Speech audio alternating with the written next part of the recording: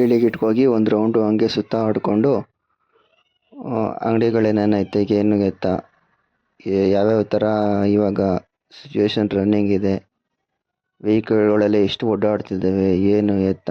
ಇವಾಗ ಹತ್ರ 2 ಗಂಟೆ 2:30 ಟೈಮ್ ಆಗೈತೆ. ಈ ಟೈಮಲ್ಲಿ ಜನ ಎಷ್ಟು ಜನ ಯಾವ್ಯಾವ ಥರ ಓಡಾಡ್ತಿರ್ತಾರೆ ನೋಡ್ಕೊಬರೋಣ.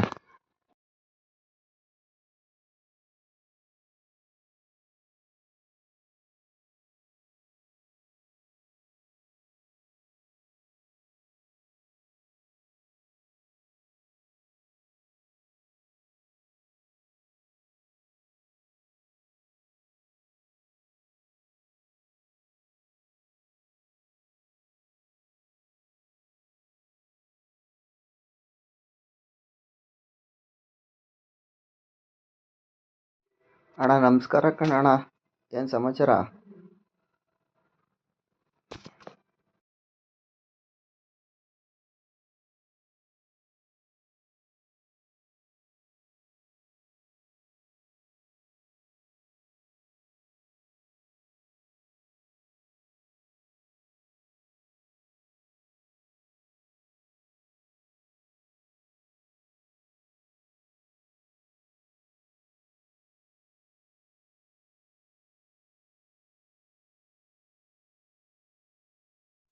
ಅಣ್ಣ ನಮಸ್ಕಾರ ಕಣಣ್ಣ, ಏನಣ್ಣ ಭೇಟಿ ಆಡ್ದೇನಣ್ಣ ರಿಯಲ್ ಎಸ್ಟೇಟು?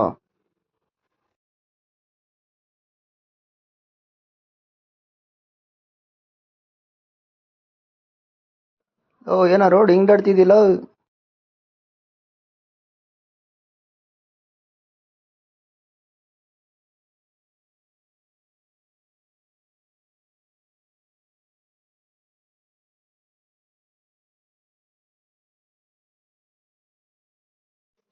ಬಿಟಿ ಜಾಗ ಸಿಕ್ಕೈತೆ ಅಂತ ಕಸಗಳೆಲ್ಲ ಇಲ್ಲಿ ನಾನು ಹೋಗ್ತಾರ ಲೆಫ್ಟ್ ದಾರಿಗೆ ತಂದು ಹಾಕ್ಬಿಡೋದೆ, ಗುಡ್ಡೆ ಹಾಕ್ಬಿಡೋದೆ. ಏನೋ ಅಪ್ಪನ ಮನೆ ಆಸ್ತಿ ಇದು ಅನ್ಕೊಂಬಿಟ್ಟವ್ರೆ. ರೋಡ್ನ ತಿನ್ನೋದು ಕುಡಿಯೋದು ತೇಗೋದು ತಂದಿಲ್ ಕಸ ಎಸ್ಬಿಡೋದು.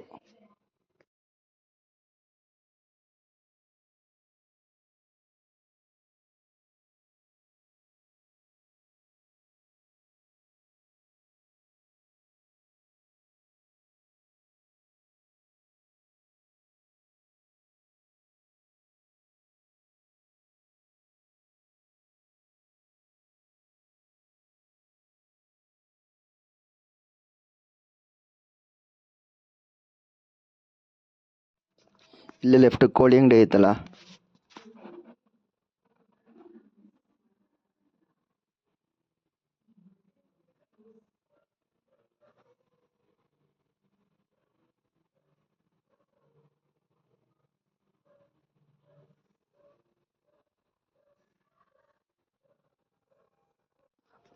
ಟ್ವೆಂಟಿ ಟು 30 ಏಜಲ್ಲಿ ಏನೇನು ಬೇಕಾ ಸಾಧನೆ ಮಾಡ್ಕೊಬಿಡ್ಬೇಕು. ಶಿರಾ ಶೋಕಿಗಳೆಲ್ಲ ತೀರ್ಸ್ಕೊಬಿಡ್ಬೇಕು. ಪ್ಲಸ್ 30 ಏಜ್ ಆದಮೇಲೆ ಮದುವೆ, ಹೆಂಡತಿ, ಮಕ್ಕಳು, ಸಂಸಾರ ಅಂತ ಜೀವನ ನಡೆಸಬೇಕಾಗುತ್ತೆ. ಆ ಟೈಮಲ್ಲಿ ಶೋಕಿ ಮಾಡ್ಕೊ ಕೂತ್ಕೊಳ್ಳೋಕ್ಕಾಗಲ್ಲ.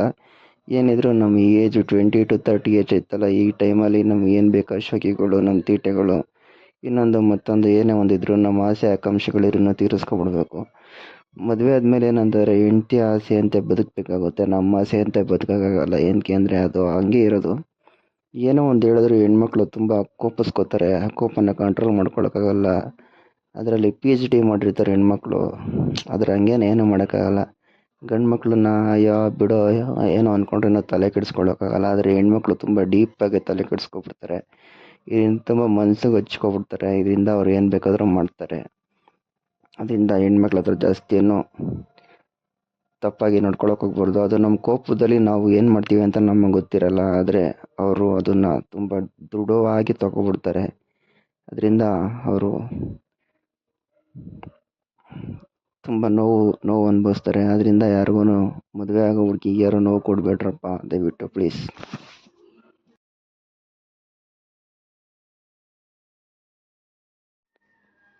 ಲಕ್ಷ ಬಂಡವಾಳ ಹಾಕಿರೋ JCB ಲೆಫ್ಟ್ ಸೈಡಲ್ಲಿ ನಿಂತೈತೆ. ಪಾಪ ಏನು ಮಾಡ್ತೀಯಾ, ದುಡಿಮೆ ಇಲ್ಲ, ಏನಂದರೆ ಏನಿಲ್ಲ. ಬಂಡವಾಳ ಹಾಕ್ಬಿಟ್ಟು ಗಾಡಿನ ರೋಡಲ್ಲಿ ನಿಲ್ಸವ್ರೆ. ಪಾಪ ಹೊಟ್ಟೆ ಉರಿತೈತೆ, ಲೋನ್ಗಳು ಕಟ್ಟಬೇಕು, ಇನ್ನೊಂದು ಮತ್ತೊಂದು ಇನ್ನೂ ಏನೇನೋ ಆಲೋಚನೆಗಳಿರ್ತವೆ. ದುಡಿದು ಜೀವನ ನಡೆಸಬೇಕಾಗುತ್ತೆ. ಅಂಥ ಟೈಮಲ್ಲಿ ಒನ್ ಡೇ JCB ನಿಂತ್ಕೊಂಡ್ರೆ ಎಷ್ಟು ಕಷ್ಟ ಆಗುತ್ತೆ. ಈ ವ್ಯಕ್ತಿ ಬಂಡವಾಳ ಹಾಕ್ಬಿಟ್ಟು ಏನೇನೆಲ್ಲ ನೋವು ತಿನ್ಬೋದು.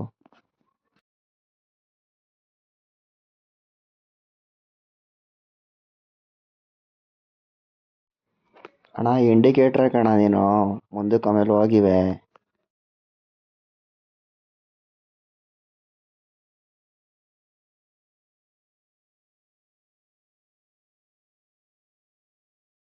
ಏನು ರೋಡಲ್ಲಿ ನಾನಾ ಅಂತ ಏನು ಉದ್ದಾಡ್ಕೊಂಡು ಹೋಯ್ತಾರಪ್ಪ, ಯಪ್ಪ ಯಪ್ಪ ಯಪ್ಪ ಯಪ್ಪ.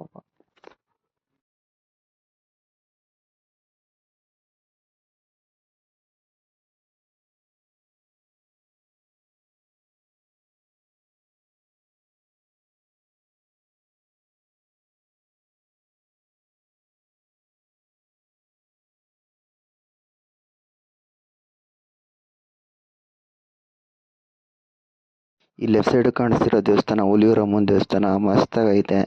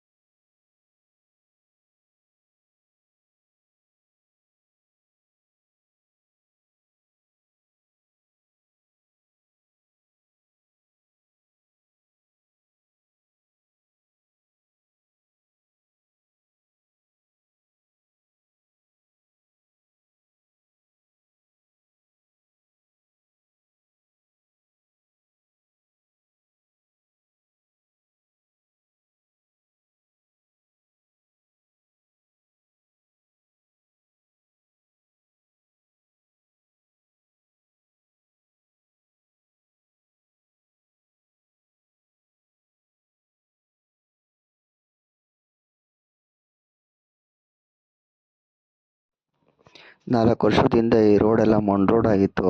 ಜನಗಳು ಸೈಟ್ ತಗೊಳ್ಳೋಕ್ಕೆ, ಮನೆ ಕಟ್ಟೋಕ್ಕೆ ತುಂಬ ಯೋಚನೆಗಳೇ ಮಾಡ್ತಿದ್ರು.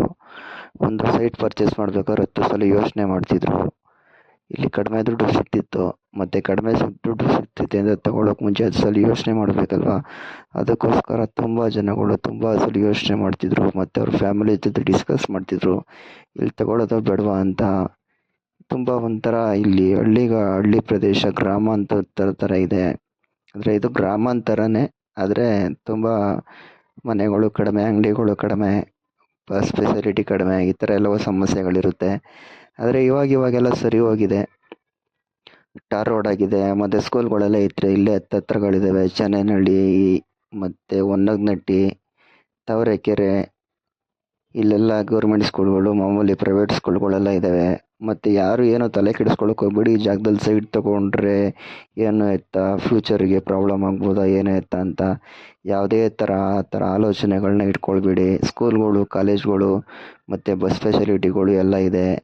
ನಾನೀಗ ಹೋಗ್ತಿದ್ದೀನಲ್ಲ ಈ ರೋಡು, ಇಲ್ಲೇ ಮುಂದೆ ಒಂದು ಸ್ಟಾಪ್ ಬರುತ್ತೆ, ಇಲ್ಲಿ ಇಳ್ಕೊಬೋದು. ಇಲ್ಲಿಂದ ಒಳಗಡೆ ಹೋದರೆ ಒಂದು 300-400 ಮೀಟ್ರ್ ನಡಿಬೇಕಾಗುತ್ತೆ ಅಷ್ಟೇ. ನಿಮ್ಮ ಹತ್ರ ಓನ್ ವೆಹಿಕಲ್ಗಳು, 2 ವೀಲರ್ಗಳು, ಕಾರ್ಗಳು ಇತ್ತು ಅಂದರೆ ಏನು ಸಮಸ್ಯೆ ಇಲ್ಲ.